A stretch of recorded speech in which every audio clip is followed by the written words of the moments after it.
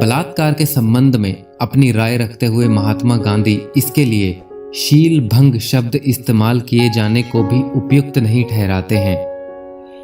कुछ एक साल पहले अभिनेत्री स्वरा भास्कर ने फिल्म पद्मावत को लेकर एक विचारोत्तेजक आलेख लिखा था। इस आलेख का मंतव्य यह सवाल उठाना था कि क्या बलात्कार की निश्चित आशंका के डर से जौहर सराहनीय था। इस प्रश्न को यदि हम आज की नारीवादी कसौटियों पर कसने चलें तो इसमें इस बात की अनदेखी हो जाने का खतरा रहता है कि हमारे आधुनिक सामाजिक संस्कृति मूल्यों का विकास क्रमिक रूप से हुआ है। सामाजिक अध्ययन की दृष्टि से एक तटस्थ अध्येता के लिए देशकाल, परिस्थिति, प्रचलित मूल्य, संदर्भ और परिप्रेक्ष्य इत्यादि का ध्यान रखना जरूरी हो जाता है। संभव है कि जो चुनौतियां उस समय की महिलाओं के सामने जिस रूप में थी, उसमें उस समय के सामाजिक चिंतन के हिसाब से उन्होंने अपनी जान देने का निर्णय लिया हो। 700 साल पहले की किसी परिघटना का मूल्यांकन यदि आज के समानतावादी और स्वतंत्रतावादी विचारों के आधार पर कठोर पूर्वक करने बैठ जाएं, तो हम सरासर यह भूल कर बैठेंगे कि आधुनिक सामाजिक और राजनीतिक चेतना पूरे वैश्विक मानव समाज में धीरे धीरे क्रमिक रूप से आई है और इसीलिए तत्कालीन परिस्थितियों की विकरालता को देखते हुए हमें अपने पूर्वजों या पूर्वजाओं के प्रति थोड़ी सहानुभूति से काम लेना चाहिए।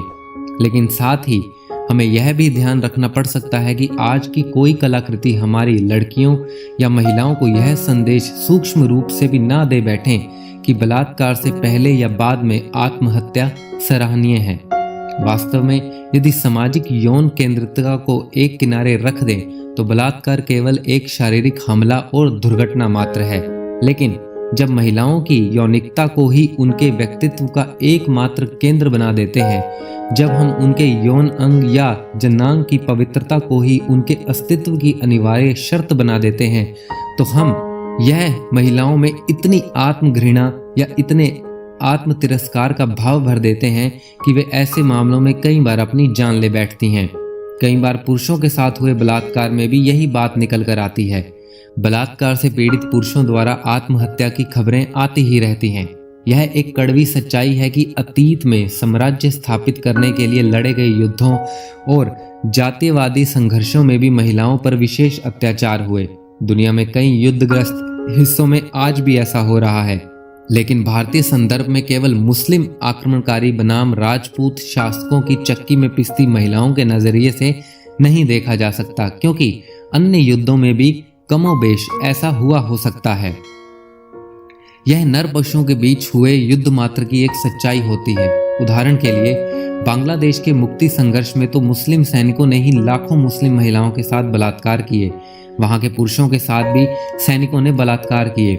वहां उन्होंने बंगभाषी मुसलमान बनाम अन्य मुसलमान की दुर्भावना की आड़ में ऐसा किया, लेकिन उसके बाद जो हुआ उसमें और जौहर में कोई फर्क नहीं किया जा सकता। बलात्कार पीड़ित बांग्लादेशी माओं, बहनों, पत्नियों और बेटियों को उनके अपने परिवारों ने, अपने समाज ने ही अपनाने से इनकार कर दिया।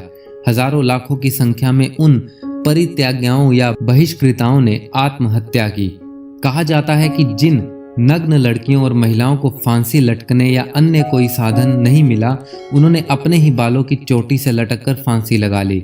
इस तरह उनकी हत्या बलात्कारियों ने नहीं की, बल्कि अपने ही समाज और परिजनों द्वारा बहिष्कृत किए जाने की सामाजिक बर्बरता ने उनकी हत्या की। इस तरह बलात्कार पूर्व जौहर या बलात्कार बाद की आत्महत्या, ये दोनों एक ही सिक्के के दो पहलू हैं, और वह मर्दाभिमानवादी या पवित्रतावादी सिक्का है। महिलाओं के जनांग को ही उनके संपूर्ण अस्तित्व का केंद्र बना देना या उनकी पवित्रता की अनिवार्य शर्त बना देना। सदियों की मानसिक पराधीनता और आत्महीनता की वजह से स्वयं महिलाओं ने ही इस सिक्के को हाथों हाथ लिया और किसी पुरुष द्वारा दिए गए एक शारीरिक हमले को अपने जीवन मरण का प्रश्न बना लिया। हर दिन बढ़ते बलात्कार के मामलों और उस पर आने वाली राजनीतिक सामाजिक प्रतिक्रियाओं को देखें तो इस विषय में महात्मा गांधी के विचार बरबस याद आते हैं। दूसरे विश्व युद्ध के दौरान जब दुनिया भर के फौजी शत्रु देश की महिलाओं के साथ बलात्कार को युद्ध नीति के रूप में स्वीकार कर चुके थे, उस दौरान फरवरी 1942 में किसी महिला ने उसी संदर्भ में महात्मा गांधी को पत्र लिखकर उनसे बलात्कार के बारे में 3 सवाल पूछे। यदि कोई राक्षस रूपी मनुष्य राह चलती किसी बहन पर हमला करे और उससे बलात्कार करने में सफल हो जाए तो उस बहन का शील भंग हुआ माना जाएगा या नहीं? क्या वो बहन तिरस्कार की पात्र है? क्या उसका बहिष्कार किया जा सकता है? ऐसी स्थिति में पड़ी हुई बहन और जनता को क्या करना चाहिए? 1 मार्च 1942 को गुजराती हरिजन बंधु में गांधी जी ने इस पत्र का जवाब देते हुए लिखा, जिस पर बलात्कार हुआ हो वह स्त्री किसी भी प्रकार से तिरस्कार या बहिष्कार की पात्र नहीं है, वह तो दया की पात्र है। ऐसी स्त्री तो घायल हुई है, इसलिए हम जिस तरह घायलों की सेवा करते हैं उसी तरह हमें उसकी सेवा करनी चाहिए। वास्तविक शील भंग तो उस स्त्री का होता है जो उसके लिए सहमत हो जाती है, लेकिन जो उसका विरोध करने के बावजूद घायल हो जाती है उसके संदर्भ में शील भंग की उपेक्षा यह कहना अधिक उचित है कि उस पर बलात्कार हुआ। शील भंग शब्द बदनामी का सूचक है और इस तरह वह बलात्कार का पर्याय नहीं माना जा सकता। जिसका शील बलात्कार पूर्व भंग किया गया है, यदि उसे किसी भी प्रकार निंदनीय न माना जाए तो ऐसी घटनाओं को छिपाने का जो रिवाज हो गया है वह मिट जाएगा। इस रिवाज के खत्म होते ही ऐसी घटनाओं के विरुद्ध लोग खुलकर चर्चा कर सकेंगे। गांधी जी के लिए इस लेख का शीर्षक था बलात्कार के समय क्या करें। इस लेख में गांधी जी आगे लिखते हैं, जिस स्त्री पर इस तरह का हमला हो वह हमले के समय हिंसा अहिंसा का विचार ना करे। उस समय आत्मरक्षा ही उसका परम धर्म है। उस समय उसे जो साधन सूझे उसका उपयोग कर उसे अपने सम्मान और शरीर की रक्षा करनी चाहिए। ईश्वर ने उसे जो नाखून दिए हैं, दांत दिए हैं और जो बल दिया है वह उनका उपयोग करेगी और उसका उपयोग करते करते वह जान दे देगी। जिस स्त्री या पुरुष ने मरने का सारा डर छोड़ दिया है वह न केवल अपनी रक्षा कर सकेंगे बल्कि अपनी जान देकर दूसरों की रक्षा भी कर सकेंगे। हालांकि गांधी जी यह मानते थे कि महिलाओं को स्वयं में निर्भयता, आत्मबल और नैतिक बल भी पैदा करनी होगी।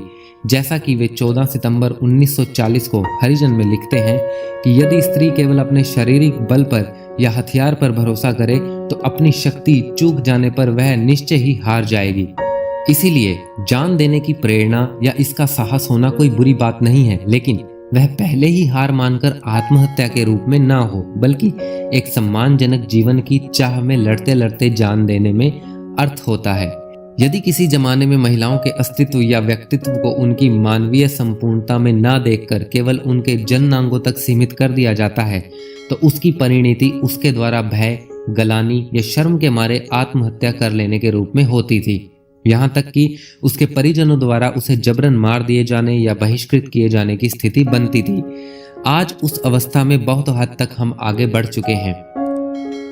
मानने लगे हैं कि भय, गलानी और शर्म की स्थिति तो उन पर आक्रमण करने वालों के लिए होनी चाहिए। ऐसे आक्रमणों में चोट खाकर बच गई महिलाओं के प्रति केवल वैसी ही सहानुभूति होनी चाहिए जैसी किसी अन्य आक्रमण में चोट खाए हुए के प्रति होती है। यही भावना स्वयं आक्रमण की शिकार महिलाओं में भी स्वयं के प्रति होनी चाहिए। यदि बात बलात्कार से आक्रामित पुरुषों या अन्य लिंगों पर भी लागू होती है, यदि सिनेमा, साहित्य या कई बार राजनीति के जरिए भी यौन केंद्रीय शर्म, आत्मघृणा और गलानी की वजह से आक्रमितों द्वारा की गई आत्महत्या का महिमा मंडन हो रहा हो तो हमें फिर से सोचने की जरूरत होगी। तो दोस्तों, ये थी हमारी आज की जानकारी। उम्मीद करते हैं आपको बहुत पसंद आई होगी। ऐसी ही और जानकारी प्राप्त करने के लिए प्लीज़ हमारे चैनल को सब्सक्राइब करें और अपने सुझाव हमें कमेंट बॉक्स में भेजें। धन्यवाद।